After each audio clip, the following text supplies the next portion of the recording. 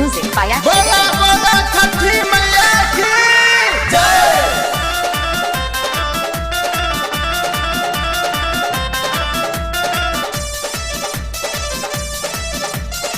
Dilwale recording studio भाखोले बाटे हो बबुआला भारा छोटी की सामानों की ना गोल सारा।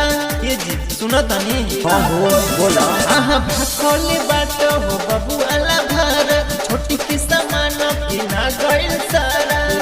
ठीक है बात ओइला ना घरे पिया कैसे बबुआ की कोसी भराई। ओइला ना घरे पिया कैसे बबुआ की कोसी भराई।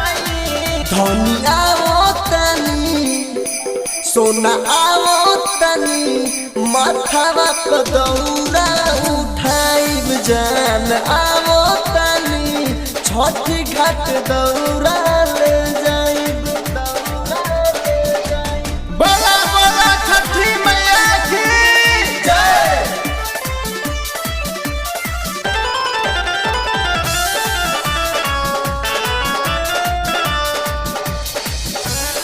Music by Akshay. पर साल कही के तू घरे नहीं आइला ओसिना भराइल पिया दिन डर कैला। अरे छुट्टी ना मिलत रहे छुट्टी मिल गइल कल गाड़ी हम घर पर छठी माई के घाट दिहल जइयो और कृपा हो जाई छठी माई के फेरू से गोदिया फुलाई। कृपा हो जाई छठी माई के फेरू से गोदिया फुलाई। घर आओ तनी सोना आओ तनी माथावा पर दौरा उठाई बजान आओ तनी छठी घाट दौरा ले जाइब बोला बोला छठी मैया की जय।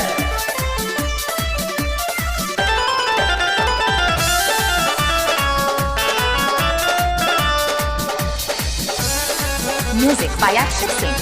एहो नेमता दियाइल नहीं कोनो रिश्तेदार की खाना खियावे की बपोरे पटीदार की।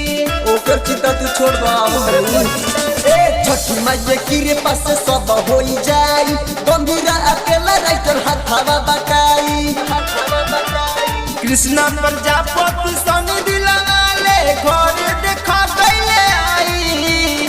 संदीप संघटिया अमन अभिषेक घरे देखा गईले आई। धनी आओ तनी सोना आओ तनी माथावा पर दौरा उठाई बजान आओ तनी छठी घाट दौरा ले जाई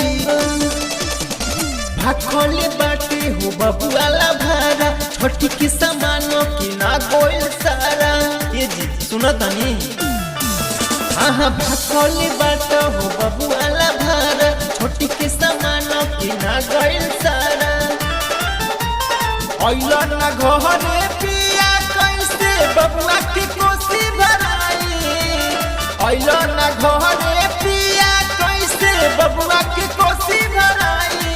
धनी आओ तनी सोना आओ तनी माथावा पर दौरा उठाइब जान आओ तनी छठी घाट दौरा ले जाइब दिलवाले रिकॉर्डिंग स्टूडियो पर तावल बजा